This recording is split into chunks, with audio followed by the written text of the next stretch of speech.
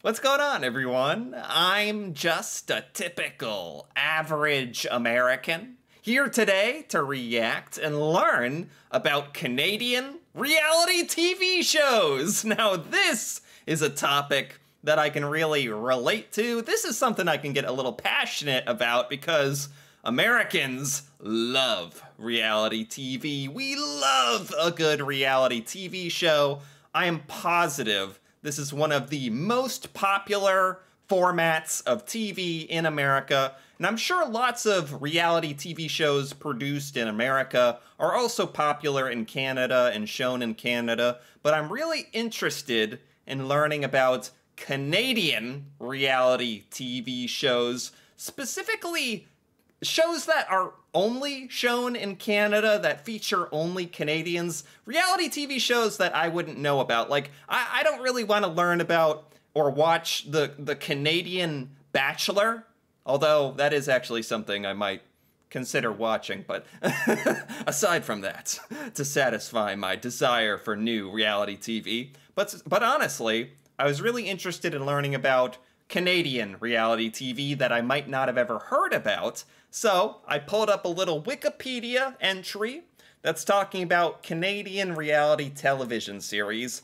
throughout history, throughout the decades. So we can see it starts in the 1920s, but shocker, there's no reality TV up until the 1970s. So starting with the 1970s, it lists one show in particular called All About Faces, which I have never heard of, which is I'm very happy about.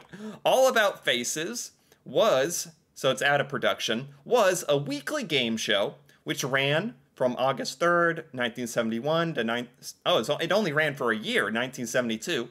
The series incorporated a hidden camera format, similar to Candid Camera, produced in Toronto.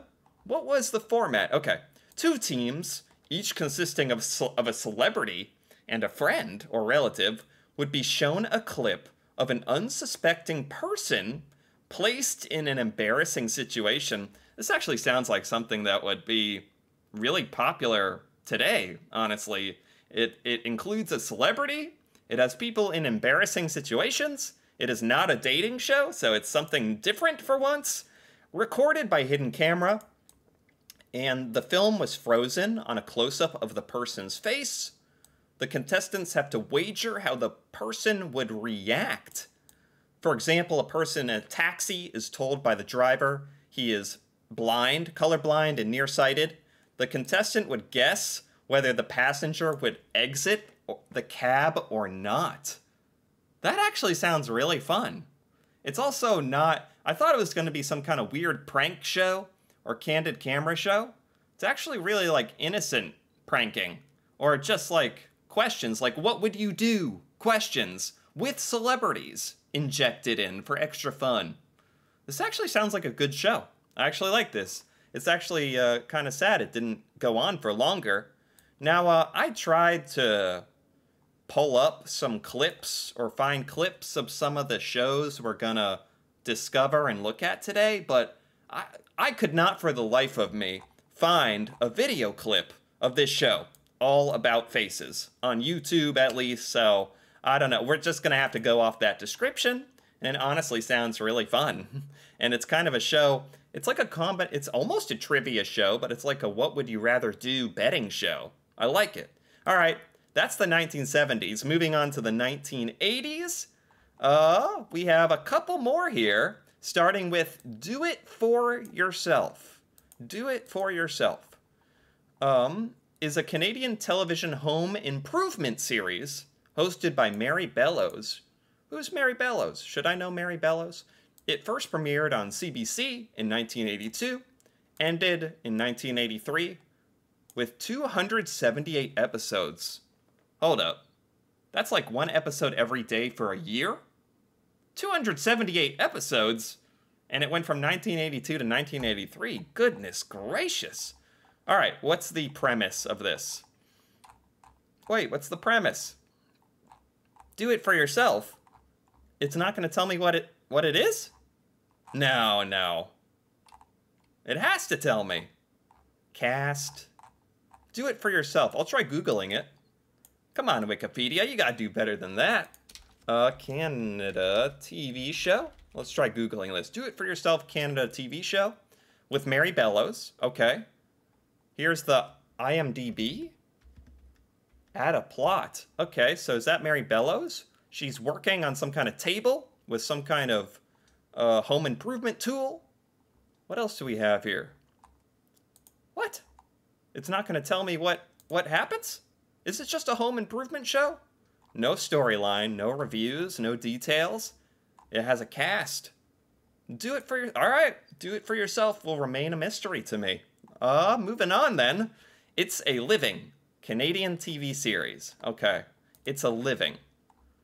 Broadcasted on the CBC, hosted by Peter Jordan. He tries all sorts of jobs, from the mundane to the unusual, that belong to different Canadians. Oh, this is fantastic. I love this. This reminds me of one of the most popular American TV shows for a long time, Dirty Jobs. Dirty Jobs, where Mike Rowe went around trying people's disgusting jobs, you know, blue-collar jobs, you know, the common man, and showing what it's like and all that to get down and dirty. And this is kind of like that, except not just dirty jobs, it's any jobs, mundane jobs, unusual jobs, all throughout Canada. That sounds so cool. Yeah, and unfortunately, this was another show I just could not find any clips of. I don't know if that has anything to do with it being from the 1980s. I really trusted YouTube. Usually it has obscure clips of things. All right, next we have Rock Wars. Rock Wars is a Canadian television variety series. Rock Wars. Just going off the name, I can't even imagine what this is about. In 1985, a National Battle of the Bands competition. Rock Wars. Rock and Roll Wars. Okay. The series featured unsigned musical groups competing in a series of concerts. That's awesome. And it's a great way to, like, discover new music talent. There should be shows like this. I know there's a lot of shows like The Voice and American Idol and America's Got Talent and stuff, and I'm sure Canada has versions of those as well. But there's not really many shows where your band can compete to get attention. I love this. Rock Wars, it has a good name as well. Concert held in cities across Canada, with the winner each episode advancing to another round of competition. Wow, this is great. Okay, let's find a clip of this. Rock Wars. Here we go. Okay. Rockin' Part 2 featuring the top 20 albums, Julian Lennon, U2, the Honey Drippers. Good rockin' tonight. I'm gonna skip past the host here.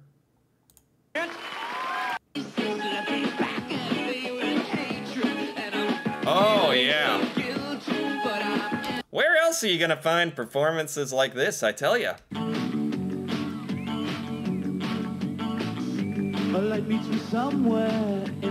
Man, this is just giving me nostalgia, too. Looking at the costumes and the hair. And just the music style, too.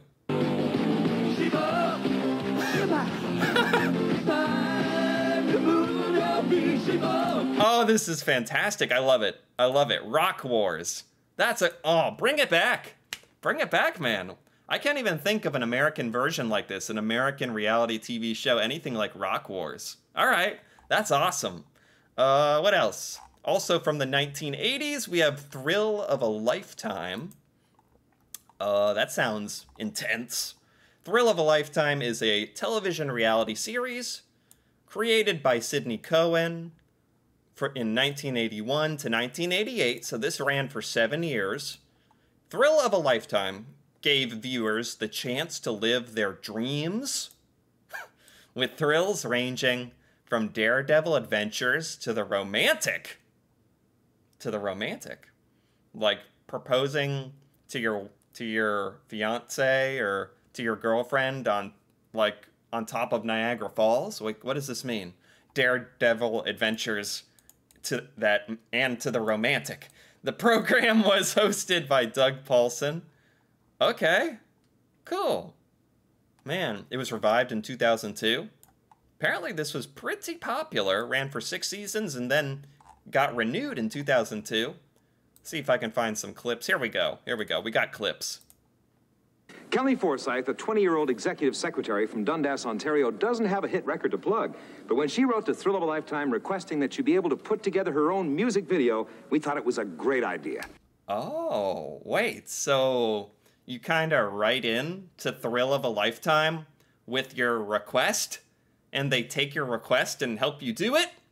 And this woman wants to make a music video. Okay. And so, Bruce Springsteen, Bryan Adams, and Anne Murray eat your hearts out. Oh, this is great. This is great. It's also, like, so refreshing because, again, all we really have, especially in America, on Netflix and stuff, is a lot of dating shows, a lot of dating reality TV being pushed here. This is, like, back to just, like, random, wholesome reality TV where humans are just doing cool stuff. Like writing in and getting to make your music video. Dundas, Ontario is a girl with a song in her heart for someone special. But how do you get the song in your heart to center stage? Yeah. Well, if you're like Kelly, you write to Thrill of a Lifetime for our help to put it all together. Oh, man. They're going to help her shoot a music video. Okay. I was amazed at how much there was to know. That's too much for me. She's got her costume on. They got the cameras out. That's what a 3-second dissolve looks like right there. They're in the recording booth. You're on my mind. All right. More than you know. Good singer, too. Like, it's actually cool. Man, she's got her music video. She's having the thrill of a lifetime. She's actually has a good voice. That's awesome. All right. Wow. That is a great reality TV show. I am loving some of the ideas for some of these Canadian reality TV series. I've never heard of these before. All right, moving on up to the 1990s. What else? What do we start having here in Canada in the 1990s? It's a Living. Oh yeah, we already learned about this. It's a Living. So that kept going to the 1990s. Trying unusual jobs from the mundane to the unusual. Right. It's kind of like Dirty Jobs. That's a solid reality TV show, I gotta say. Life's Little Miracles. Ooh, okay. Good names for shows, too. Life's Little Miracles follows the stories of children at Toronto's Hospital for Sick Children. Oh, this is a good one as well. A little more wholesome than just binge watching Dr. Pimple Popper, isn't it? Okay. It originally aired on Canadian broadcasters. Oh, this sounds super nice. I mean, it also sounds super sad. But it features, children at Toronto's Hospital for the Sick. I hope it's good, like, kind of stories with happy endings. Although, in life, not everything is a happy ending. But, all right, let's see what we got here. Here we go. I think this is it. Little Miracles? Is that what it's called? Life's Little Miracles? I think this is it. Susan was born with a hole in her heart and a narrowed artery leading to her lungs, leaving her with dangerously low oxygen levels. She has a hole in her heart and is still alive. That's like a pretty big win in my book. That's incredible. Accompanied by volunteers from the Christian Broadcast Network, Susan has traveled to Toronto, where doctors at the Hospital for Sick Children hope to perform open heart surgery that could save her life. Oh man, they have to do open heart surgery on a little child, an orphan from China, flown to Canada for open heart surgery. I mean, it's, you got to be careful with this stuff because you don't want to turn like a child's personal medical struggle into entertainment. But if it brings like awareness to the cause and is, at any level, if this show is on any level helping people like this or children like this receive care, I guess it's kind of worth it to turn it into a TV show. But it's definitely one of those things where you can't look away, even though it is very sad and tragic. And yeah, we're all rooting for her. I hope she got her open. Man, I'm about to binge watch this whole episode. I like to think that she got her open heart surgery, and the hole in her heart was fixed in Canada. That's okay. That's a really, really compelling TV show. Life's Little Miracles. It's got a good name, and it makes it sound like most of the stories are optimistic. So that's good. That's good. Next we have Pignon sur Rue. Pignon sur Rue. That's not English. Pignon sur Rue was a Quebec television program from 1995 to 1999. What's this little thing? Avoir pignon sur rue. Oh. Oh. I think they were saying the name of the show. Pignon sur Rue. Okay, very good. In modern terms, Pignon sur Rue would be classified as reality TV. What do you do on this show? Often cited by Quebecois intellectuals as an early form of more intelligent and respectable reality TV. Intelligent and respectable reality TV. Ha! Never heard of it here in America. We don't do that. But no, that sounds good. A pleasant change. Before the Loft Story and Occupation Double era? What is this? Loft Story? It's a Quebec television series. Occupation Double. Canadian French language reality TV show. Oh wow. Man, I'm already learning about Canadian reality TV that I don't know of. The French Canadian reality TV would kind of be another level, and I wouldn't be able to understand it, unfortunately. Each season is centered on a number of young women and men from diverse Quebec regions living in one Montreal apartment. This is intelligent and respectable form of TV, grabbing a bunch of people from Quebec and shoving them into an apartment to see what happens. Okay. It's, the participants don't know each other before the adventure. Okay. Let's see if I have a clip of this? Yeah, I think so. I don't know if this is the show or not. Pignon sur Rue, I think.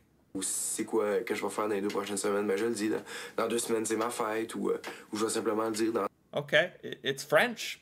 French is being spoken. Au café, comme une affaire assez spéciale, le genre, No idea. No idea what's happening. Oui, ça va bien. Is this entertaining? It's a guy on a phone. I have no idea. The premise sounds decent. Taking people from around Quebec, different parts of Quebec, and making them live together and get along and see what happens?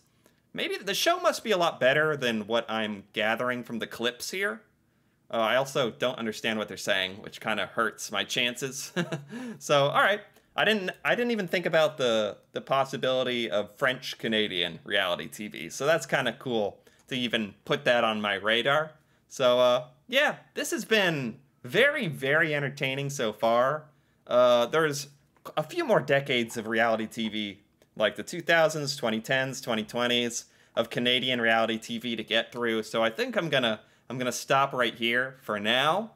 And I've enjoyed, man, I really haven't heard of any of these shows, which is fantastic. And some of the premises of these reality shows are really fantastic, actually. So I'm excited to learn about what else is gonna kind of present itself. So if you're interested in that, I'll probably finish this up in the next video in part 2.